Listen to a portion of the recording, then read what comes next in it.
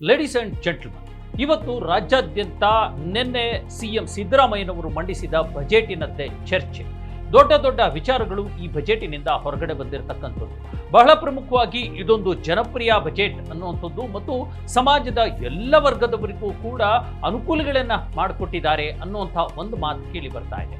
At the same time ಇದೇ ವೇಳೆಯಲ್ಲಿ ಈ ತರಹದ ಒಂದು ಜನಪ್ರಿಯ ಬಜೆಟ್ ಅನ್ನು ಕೊಡುವಂತಹ ಸಿದ್ದರಾಮಯ್ಯನವರು ಈಗ ಈ ರೀತಿ ರಾಜ್ಯ ಆರ್ಥಿಕ ಒಂದು ರೀತಿ ದುಸ್ಥಿತಿಯಲ್ಲಿರುವಾಗ ಯಾಕೆ ಬೇಕಿತ್ತು ಅನ್ನುವಂಥದ್ದು ಅಲ್ವಾ.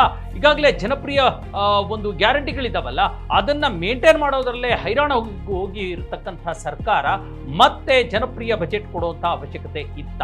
ಹಾಗಾದ್ರೆ ಇದನ್ನ ಸಿದ್ದರಾಮಯ್ಯನವರು ಯಾಕೆ ಕೊಟ್ಟರು?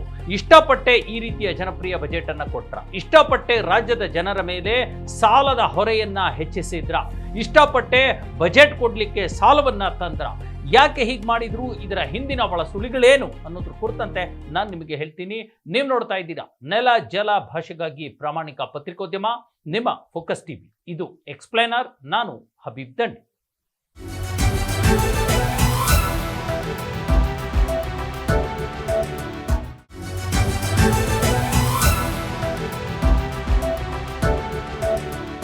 ಎಸ್ ವೀಕ್ಷಕರೇ, ಈಗಾಗಲೇ ಒಂದು ದೊಡ್ಡ ಮಟ್ಟದ ಚರ್ಚೆ ಶುರುವಾಗುತ್ತಿದೆ.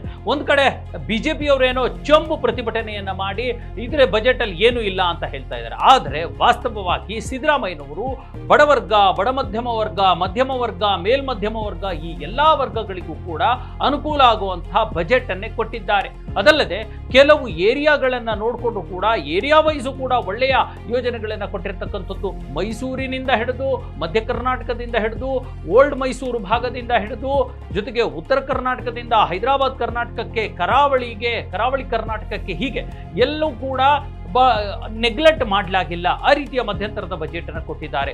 ದಾಖಲೆಯ ಬಜೆಟ್ ಅನ್ನು ಕೊಟ್ಟಿದ್ದಾರೆ. ದಾಖಲೆಯ ಬಜೆಟ್ ಅಂದ್ರೆ ಸಿದ್ದರಾಮಯ್ಯನವರು 17ನೇ ಬಾರಿ ಬಜೆಟ್ ಮಂಡನೆ ಮಾಡಿರೋದಷ್ಟೇ ದಾಖಲೆಯಲ್ಲ. 4,48,000 ಕೋಟಿ ರೂಪಾಯಿಯಷ್ಟು ಬಜೆಟ್ ಗಾತ್ರ ಇರತಕ್ಕಂಥದ್ದು. ಇದು ಕೂಡ ಒಂದು ದಾಖಲೆಯೇ. ನೋಡಿ, ನಾನು ಹೇಳ್ತೀನಿ, ಮೊದಲ ಬಾರಿ 1 ಲಕ್ಷ ಕೋಟಿ ರೂಪಾಯಿಯ ಬಜೆಟ್ ಅನ್ನು ಮಂಡಿಸಿದ್ದು ಇದೇ ಸಿದ್ದರಾಮಯ್ಯ ಕರ್ನಾಟಕದಲ್ಲಿ ಅಲ್ವಾ.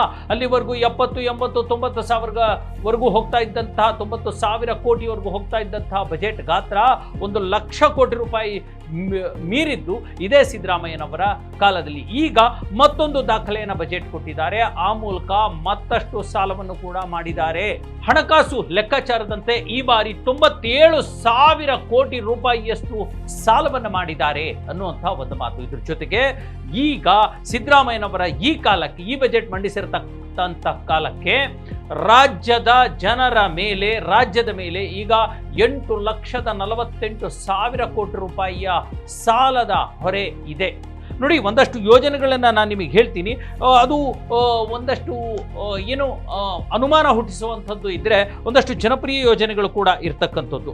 ಈಗಾಗಲೇ ಸವಣೂರಿನಲ್ಲಿ ಮಹಿಳಾ ಕಾಲೇಜ್ಗಳು, ಬೀದರ್ನಲ್ಲಿ ಗ್ರಂಥಾಲಯ ಕಾಲೇಜ್ಗಳು, ಜೊತೆಗೆ ವಸತಿ ಯೋಜನೆಗಳು, ಜೊತೆಗೆ ಇಂದಿರಾ ಆಹಾರ ಕಿಟ್ ಅನ್ನುವಂಥದ್ದು ಅನ್ನಭಾಗ್ಯ ಯೋಜನೆಗೆ ಸಂಬಂಧಪಟ್ಟಂತೆ ಈ ಥರದ್ದು ಕೊಟ್ಕೊಂಡು ಬಂದಿದ್ದಾರೆ.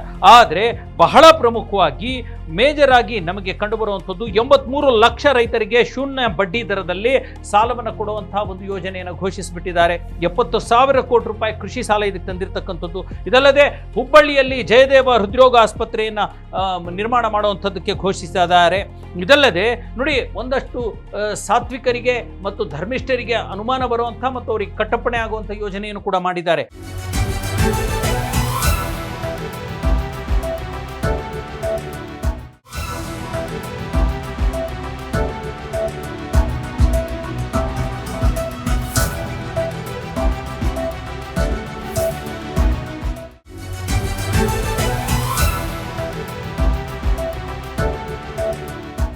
ಭಕ್ತರಿಗೆ ಒಂದು ರೀತಿ ಶಾಕ್ ಆಗುವಂಥ ಕೊಲ್ಲೂರು ಬಿಗ್ ಶಾಕ್ ಆಗುವಂಥದ್ದು. ಕೊಲ್ಲೂರು ದೇವಸ್ಥಾನಕ್ಕೆ ಆಡಳಿತ ಮಂಡಳಿ ನೇಮಕವನ್ನು ಮಾಡಿರ್ತಕ್ಕಂಥದ್ದು ಮತ್ತು ಕುಕ್ಕೆ ಸುಬ್ರಹ್ಮಣ್ಯ ದೇವಸ್ಥಾನಕ್ಕೆ ಪ್ರಾಧಿಕಾರ ರಚನೆ ಮಾಡಿರ್ತಕ್ಕಂಥದ್ದು ಇದೆಯಲ್ಲ, ಇದು ಸಿದ್ದರಾಮಯ್ಯನವರ ಒಂದು ರೀತಿಯ ಧರ್ಮ ವಿರೋಧಿ ಆರೋಪಗಳಿದಾವಲ್ಲ, ಅದಕ್ಕೆ ಇಂಬು ಕೊಡುವಂಥದ್ದಿದೆ ಅನ್ನುವಂಥ ಆರೋಪವು ಕೂಡ ಕೇಳಿ ಬರ್ತಾ ಇದೆ. ಇದ್ರ ಜೊತೆಗೆ ಇಡೀ ಎಲ್ಲ ಜನರು ಕೂಡ ಒಪ್ಕೊಳ್ಳುವಂಥದ್ದು. 16 ವರ್ಷದ ಒಳಗಿನ ಮಕ್ಕಳಿಗೆ ಸೋಷಿಯಲ್ ಮೀಡಿಯಾ ನಿರ್ಬಂಧ ಮಾಡಿದಾರಲ್ಲ, ಅದು ಒಳ್ಳೆ ಯೋಜನೆ. ವಿಕ್ಟೋರಿಯಾ ಆಸ್ಪತ್ರೆಗೆ ಹೆಸರು ಬದಲಾವಣೆ ಮಾಡಿರ್ತಕ್ಕಂಥದ್ದು. ಇದರ ಜೊತೆಗೆ ಈಗಾಗಲೇ ಬೌದ್ಧ ಧರ್ಮಿಷ್ಠ ಗುರುಗಳಿಗೆ 6,000 ರೂಪಾಯಿ ಮಾಸಿಕ ವೇತನ ಕೊಡುವಂಥದ್ದು ಮತ್ತು ವೃದ್ಧಾಶ್ರಮ ಸ್ಥಾಪನೆಗೆ 6 ಕೋಟಿ ರೂಪಾಯಿ ಮೀಸಲಿಟ್ಟಿರ್ತಕ್ಕಂಥದ್ದು. ಈ ಥರದ ಹಲವು ಯೋಜನೆಗಳು, ಒಂದಷ್ಟು ಜನಪ್ರಿಯ ಯೋಜನೆಗಳು ಇದ್ದಾವೆ. ಇದ್ರ ಜೊತೆಗೆ ರೈತರಿಗೆ, ಕಾರ್ಮಿಕರಿಗೆ, ಮಹಿಳೆಯರಿಗೆ ಸಾಕಷ್ಟು ಯೋಜನೆಗಳನ್ನು ಕೊಟ್ಟಿದ್ದಾರೆ. ಯುವನಿರಿಗೆ ಒಂದು ಸ್ವಲ್ಪ ಯೋಜನೆಗಳನ್ನು ಕೊಟ್ಟಿಲ್ಲ, ಅದು ಬೇರೆ ವಿಚಾರ. ಆದರೆ ಇಷ್ಟೊಂದು ಸಾಲ ಮಾಡಿ ಇಷ್ಟೊಂದು ದೊಡ್ಡ ಮಟ್ಟದ ಗಾತ್ರದ ಬಜೆಟ್ ಅನ್ನು ಮಂಡಿಸುವಂತಹ ಅವಶ್ಯಕತೆ ಏನಿತ್ತು ಅನ್ನುವಂಥದ್ದು. ಇದನ್ನ ಒಂದಷ್ಟು ಸೂಕ್ಷ್ಮವಾಗಿ ಗಮನಿಸಿದ್ರೆ ಎಲ್ಲೋ ಇದು ಸಿದ್ದರಾಮಯ್ಯನವರ ವಿದಾಯದ ವಿದಾಯದ ಬಜೆಟ್ ಆಗಿರೋದ್ರಿಂದಲೇ ಇಷ್ಟೊಂದು ಜನಪ್ರಿಯ ಬಜೆಟ್ ಅನ್ನ ಕೊಟ್ರಾ ಅನ್ನುವಂಥ ಪ್ರಶ್ನೆ ಹುಟ್ಕೊಳ್ಳುತ್ತೆ. ನೋಡಿ, ನಮಗೂ ನಿಮಗೂ ಎಲ್ಲ ಗೊತ್ತಿರೋ ಹಾಗೆ ಸರ್ಕಾರ ಬಂದ ಹೊಸತರಲ್ಲಿ ಅವರು ಒಂದು ರೀತಿಯ ಜನಪರ ಘೋಷಣೆಗಳನ್ನ ಕೊಡ್ತಾರೆ ಅಲ್ವಾ. ಅದಾದ ನಂತರ ಲಾಸ್ಟ್ ಚುನಾವಣೆ ಬರುವಂತಹ ಬಜೆಟ್ ಇರುತ್ತಲ್ಲ, ಲಾಸ್ಟ್ ವರ್ಷದ ಕೊನೆ ವರ್ಷದ ಬಜೆಟ್, ಅವಾಗಲೂ ಕೂಡ ಚುನಾವಣೆಗೆ ಅನುಕೂಲ ಆಗಲಿ ಅಂತಂದೇಳಿ ಜನಪರ ಬಜೆಟ್ ಅನ್ನು ಕೊಡ್ತಾರೆ. ಆದರೆ ಮಧ್ಯದ ವರ್ಷಗಳಲ್ಲಿ ಅದು ಟ್ಯಾಕ್ಸ್ಗೆ ಸೀಮಿತವಾಗಿರ್ತಕ್ಕಂಥ ಬಜೆಟ್.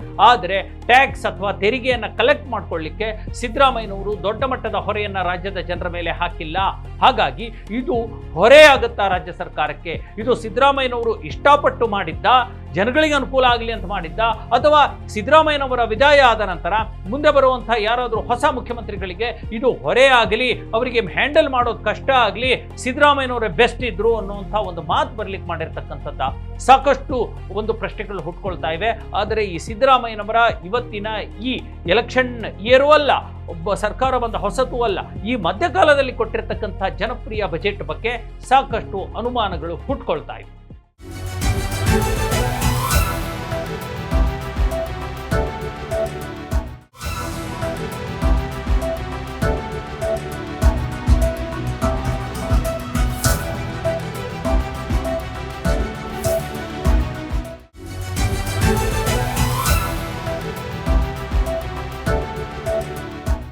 ಎಸ್ ವೀಕ್ಷಕರೇ, ಇದಾಗಿತ್ತು ಇವತ್ತಿನ ಎಕ್ಸ್ಪ್ಲೇನರ್. ಮುಂದಿನ ಮತ್ತೊಂದು ವಿಚಾರದೊಂದಿಗೆ ಮತ್ತೆ ಬರ್ತೀನಿ. ಅಲ್ಲಿವರೆಗೂ ನೋಡ್ತಾ ಇರಿ ಫೋಕಸ್ ಟಿವಿ.